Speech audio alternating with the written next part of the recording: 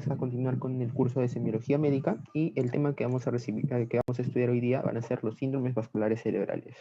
Para comenzar, debemos estudiar el accidente cerebrovascular, también conocido con el nombre de stroke en inglés, o también incluso algunos lo conocen con el término de ictus.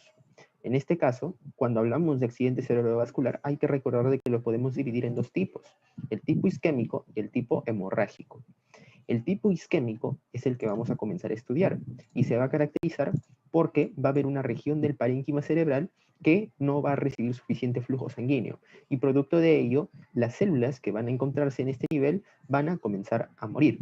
Primero van a recibir poco flujo sanguíneo y eso va a provocar de que no puedan regular el balance de electrolitos en su membrana celular, provocando de que tengan un edema intracelular que se conoce como edema citotóxico.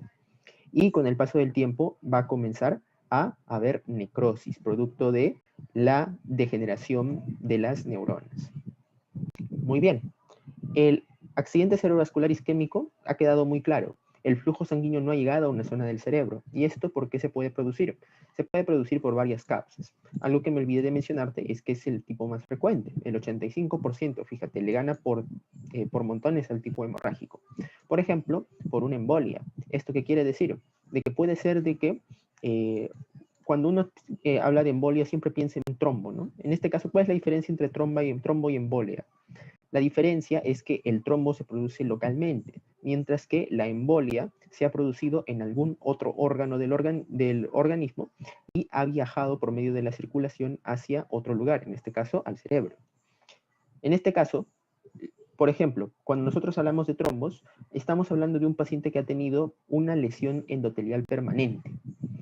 Los vasos sanguíneos de ciertos pacientes, sobre todo hipertensos y diabéticos, van a tener continuamente lesiones a nivel de las células endoteliales, producto de la tensión arterial elevada o también producto de la glucosa elevada, entre otras causas. Por ejemplo, pacientes también fumadores suelen tener lesión endotelial porque las mismas sustancias irritantes del tabaco son lesivas para las células endoteliales. Y por ende, se empiezan a hacer huecos, ¿bien? Que rápidamente son en este caso, sellados. Pero en estas fugas se va a acumular poco a poco material lipídico, de la gran cantidad de lípidos que nosotros tenemos circulando en sangre. Y poco a poco esto va a comenzar a crecer. Y eso se le llama aterosclerosis, ¿no? Ya lo conocemos. Sin embargo, muchas de estas placas, o también conocidas como ateromas, son débiles y se pueden romper.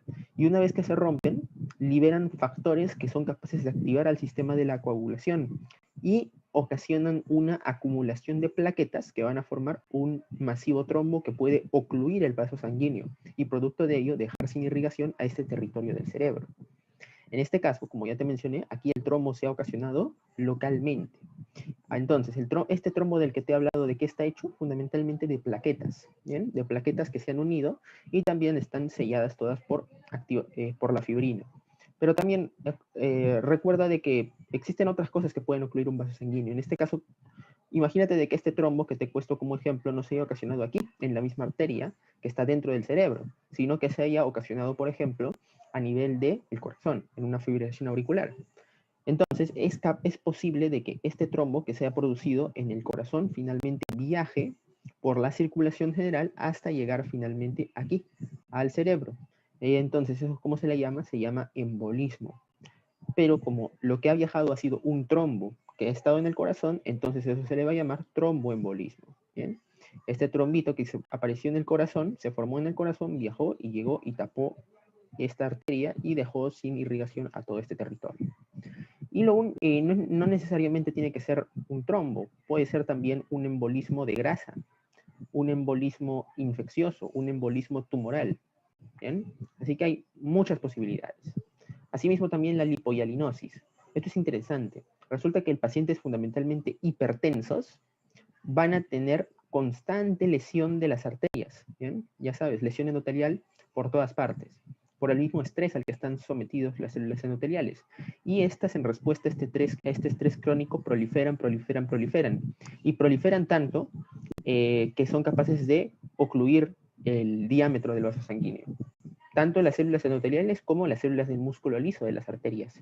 Entonces, este territorio habría estado con poco flujo sanguíneo debido a que las arterias proliferaron tanto que ocluyeron el diámetro por el cual pasa la sangre.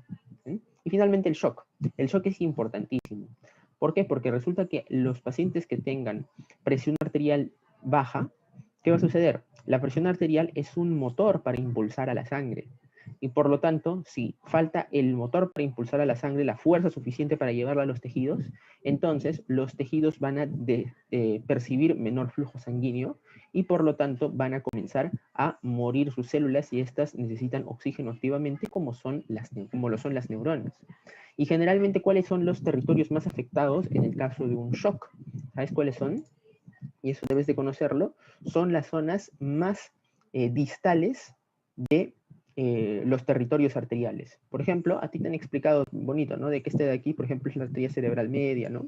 Y esta arteria se va a dividir en múltiples arterias, ¿no? Están las lentículas estriadas, muy bien, pero va a haber un territorio que es dominado por estas arterias, pero el territorio más alejado de las arterias es el primero que va a morir en el caso de un accidente cerebrovascular isquémico producto de un shock, debido a que el flujo sanguíneo todavía se va a mantener en los lugares más cercanos al nacimiento de las arterias, pero en los lugares más periféricos no va a ser suficiente para mantener vivas a las neuronas.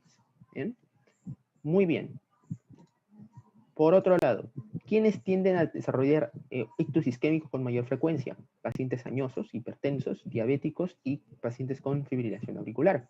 Y la clínica habitual va a depender del lugar en donde se produzca el ictus isquémico. ¿Bien? Y como va a ocasionar cambios específicos, ya conocidos, estereotipados en ciertas regiones del cuerpo, entonces a todo esto se le va a conocer como déficit neurológico focal. Esto es lo que habitualmente en el hospital mencionan como el paciente está focalizando.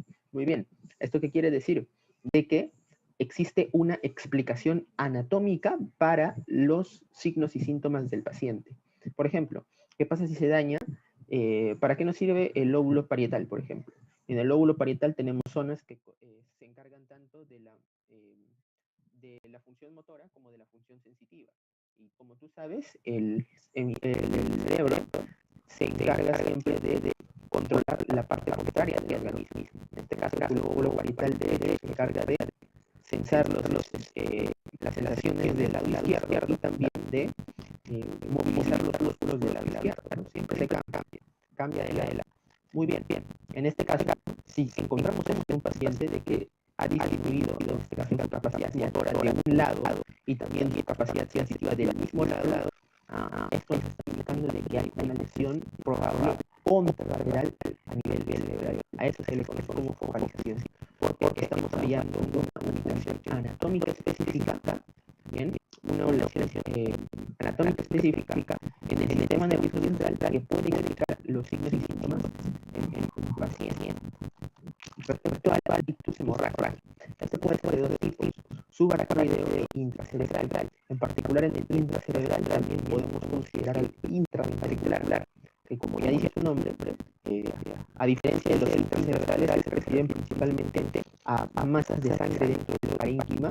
El intraventricular específicamente va a presentar abundante cantidad de sangre extravasada en el sistema ventricular. Pero muy bien. Observas ahí su frecuencia. El subaracnoideo es visiblemente más frecuente que el intracerebral. Y la etiología de estos va a ser fundamentalmente traumática. Y secundaria a traumático también los anagismos. En este caso, el ictus hemorrágico subaracnoideo puede ser provocado por la ruptura de un microaneurisma y los ictus hemorrágicos intracerebrales por un tipo específico de aneurisma que habitualmente es de etiología congénita, que es la presencia de aneurismas saculares. ¿Cuál es el motivo de producción de cuerpo? ¿Bien? Y tenemos otras causas, como por ejemplo, en el ictus hemorrágico intracerebral, la presencia de malformaciones arteriovenosas, y en el ictus hemorrágico subaracnoideo, la presencia de lesiones por repercusión. ¿Esto qué quiere decir? Hay pacientes que tienen un ictus isquémico, ¿bien?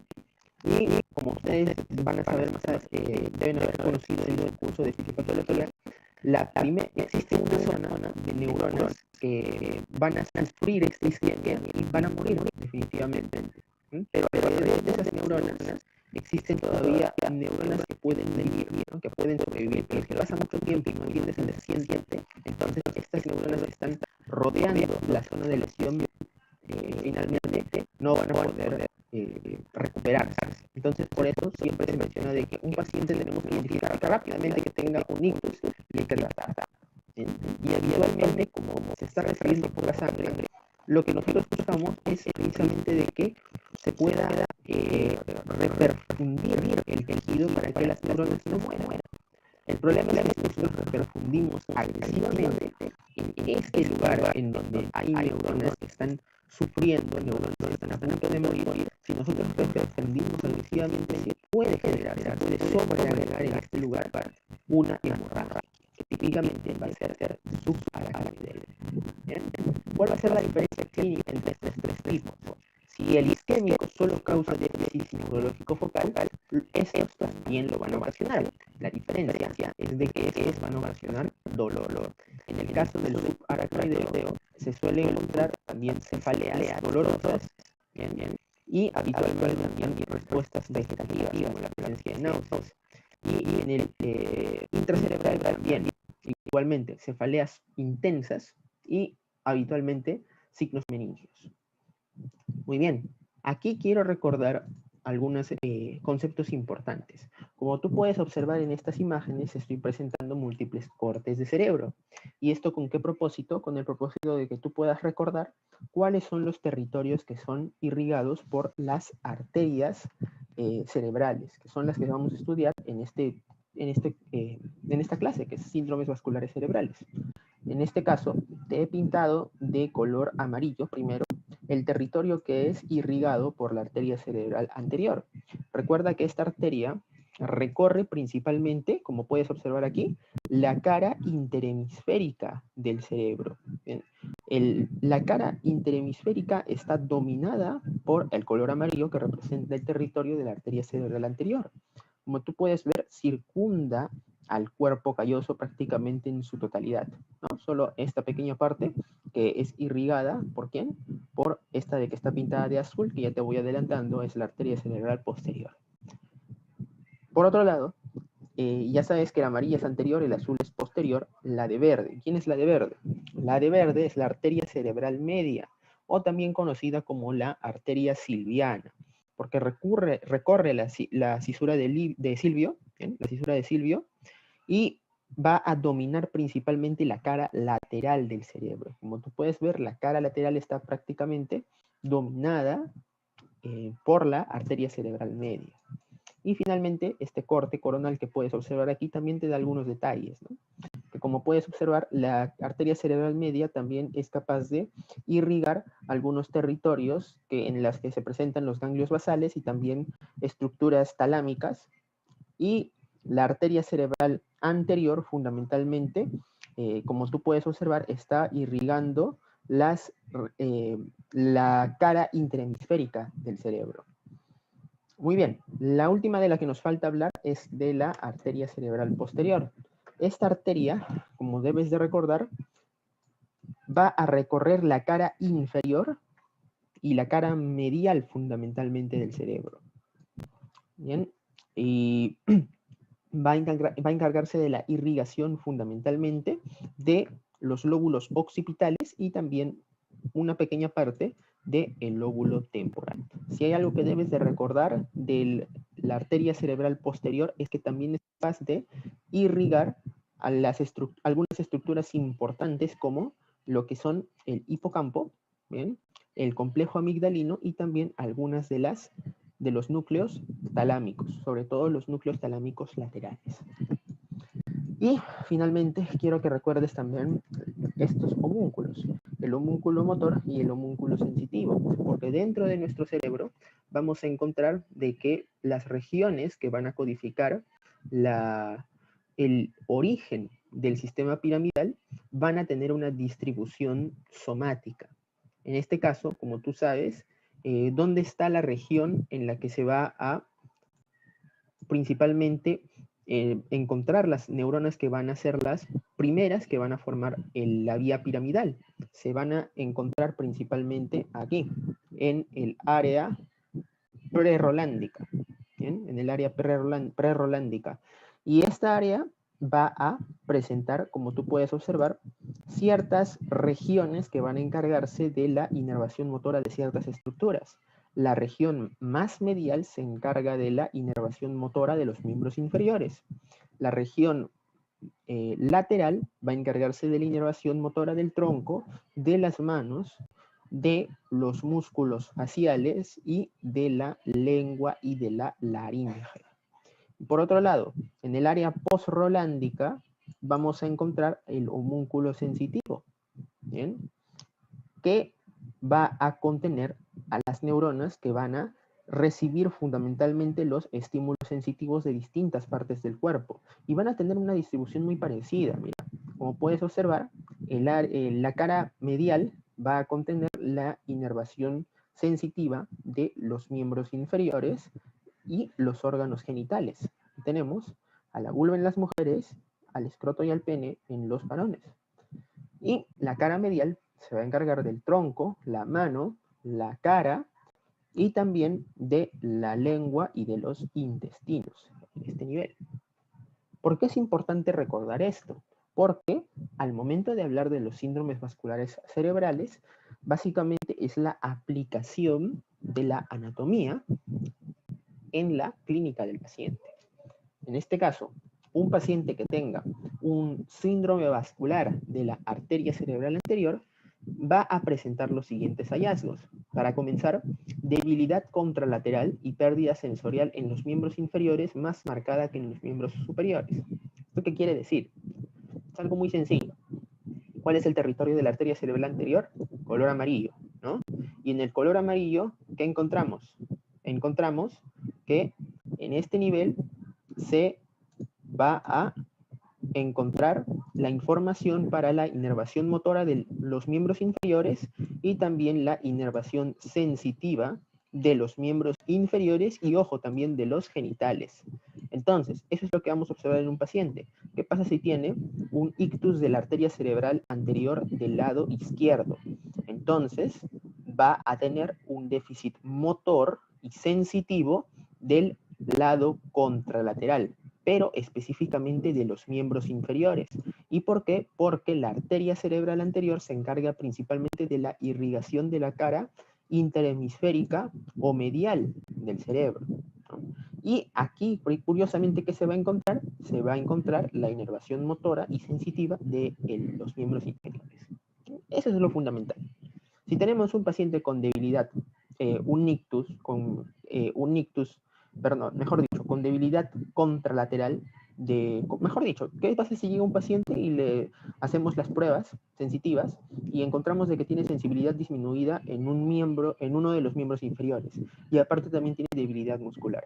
Entonces, si solo es en uno de ellos, entonces pensamos en que se ha instaurado un ictus a nivel en el hemisferio contralateral, específicamente en la arteria cerebral anterior.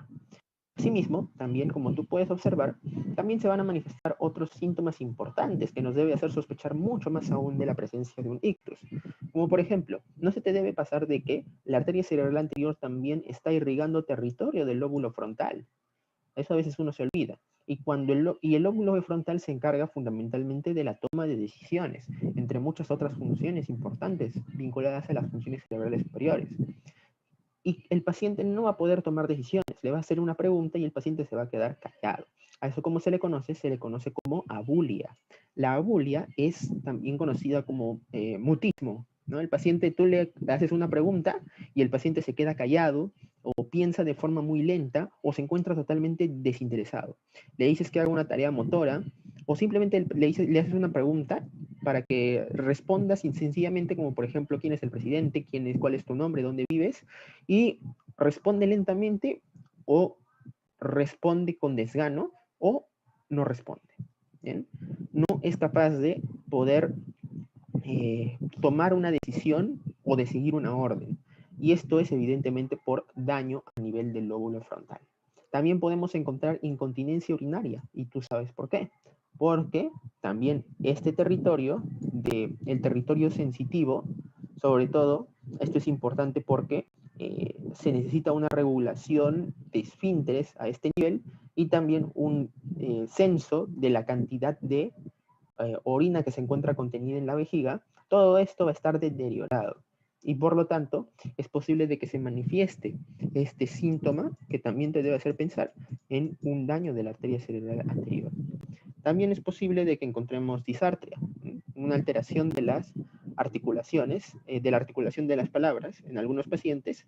También es posible encontrar afasia motora transcortical, que es un tipo de afasia que se va a caracterizar por la falta de fluidez en la producción del lenguaje, pero la comprensión va a estar conservada. Tú me puedes preguntar, pero eso se parece un poco a la afasia de Broca, ¿no? Porque la afasia de Broca se caracteriza porque se pueden producir palabras, perdón, no se pueden producir palabras, pero sí se comprende el lenguaje, correcto. Y eso debe de tener otra localización. Muy bien, pero ahí viene la cosa. La cosa está aquí, que es transcortical. A veces uno piensa de que en este caso, el centro de producción, la zona, la producción del lenguaje solo se va a limitar, en este caso, al área de Broca, y la comprensión del lenguaje solo se va a limitar al área de Wernicke, pero no es así. En este caso, vamos a encontrar múltiples conexiones a nivel del hemisferios, a nivel de los hemisferios cerebrales que van a conectar el área de Broca con precisamente áreas del lóbulo frontal, porque el lóbulo frontal es el lugar en donde se toman las decisiones. Y si tienes un daño a nivel del lóbulo frontal, entonces, por más que tu área de Broca esté conservada, es posible de que de todas maneras se manifiesten un deterioro en la producción del lenguaje. Y esto se va a manifestar como que el paciente va a tener dificultad para iniciar el habla, para expresar un proceso de pensamiento o incluso para producir frases propias, frases espontáneas. ¿Bien? Igualmente, lo que hablábamos en la clase anterior, señales de liberación frontal. Que si el daño ha sido muy severo, el paciente puede presentar reflejo de succión, reflejo glabelar inagotable, ¿no? Reflejo también de prensión, entre otros. Y finalmente, apraxia de las extremidades. En este caso, el paciente no va a poder realizar movimientos coordinados entre los miembros superiores y los miembros inferiores. Si tú le dices al paciente que se peine, que se ponga los zapatos, que se ponga las medias, lo va a hacer con mucha dificultad debido a que también es posible de que se hayan lesionado áreas de sustancia blanca que permitan la conexión entre ambos hemisferios. Por otro lado, la arteria cerebral media también presenta hallazgos muy característicos en el examen físico. Es el típico paciente que llega al consultorio con el deterioro tanto motor como sensitivo de un hemicuerpo. ¿Bien? Va a llegar de esta forma. En este caso, el paciente va a presentar fundamentalmente debilidad y pérdida sensorial a nivel de las extremidades superiores, la mitad inferior de la cara, ¿bien? Y también puede presentarlo a nivel de los miembros inferiores. Pero la diferencia aquí va a ser que la debilidad y la pérdida sensorial va a estar mucho más marcada en el miembro superior y en la cara. Incluso también puede ser en el tronco. Va a ser más marcada en este nivel que en los miembros inferiores. Aquí va a haber mayor deterioro motor y sensitivo que aquí. ¿Bien? ¿Y esto por qué? ¿Cuál es la explicación? La explicación es que la arteria cerebral media va a irrigar toda la cara lateral del cerebro, en la que vamos a encontrar, según el homúnculo motor, la inervación motora de los miembros superiores y de la cara y de la lengua, y en el homúnculo sensitivo los mismos elementos. En toda esta zona va a presentar mayor clínica que los miembros inferiores, que como ya te lo mencioné, son principalmente dominados por el territorio que está irrigado por la arteria cerebral anterior. Asimismo, también, como te mencioné, es posible encontrar deterioro a nivel de los músculos de la cara, y esto se manifiesta típicamente con parálisis facial, la cual va a gobernar fundamentalmente los 2/3 inferiores de la cara. ¿Y por qué el tercio superior, fundamentalmente la frente, no se ve afectada? Esto es porque este territorio va a presentar inervación motora bilateral. O sea, este territorio va a tener también inervación motora de quién? De el par craneal contralateral, que en este caso sería el par craneal número 7. ¿Bien? Y habitualmente este va a compensar, o sea, el contralateral va a compensar el daño que se ha producido por la afectación del par craneal del lado afectado. Muy bien. Encontramos también que la mirada se suele desviar hacia el lado en donde se ha producido el ictus.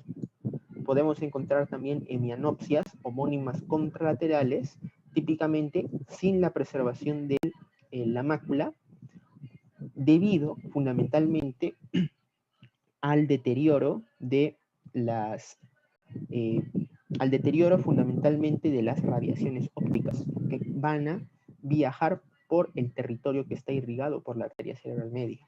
También es posible encontrar afasia, y de los dos tipos más comunes, la afasia de Broca, la afasia de Wernicke, incluso también es posible encontrar afasia de conducción, debido a que estas estructuras, el área de Broca, Wernicke, se encuentran donde está el territorio de irrigación de la arteria cerebral media, y también habitualmente el fascículo de conducción entre ambos se encuentra también en este territorio.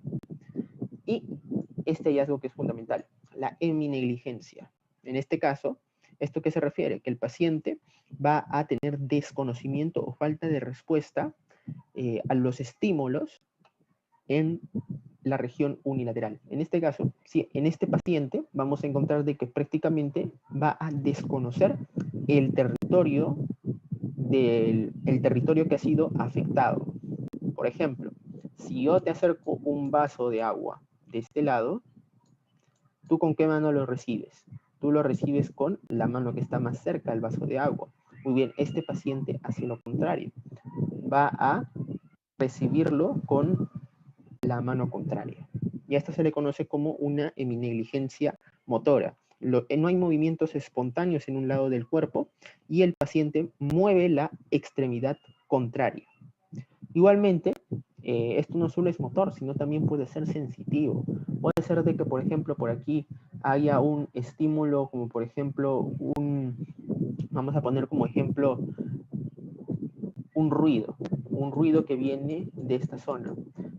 Pero el paciente, en este caso, lo habitual sería de que voltee rápidamente por aquí, ¿no? Pero en lugar de voltearse hacia este nivel, él se da una vuelta completa.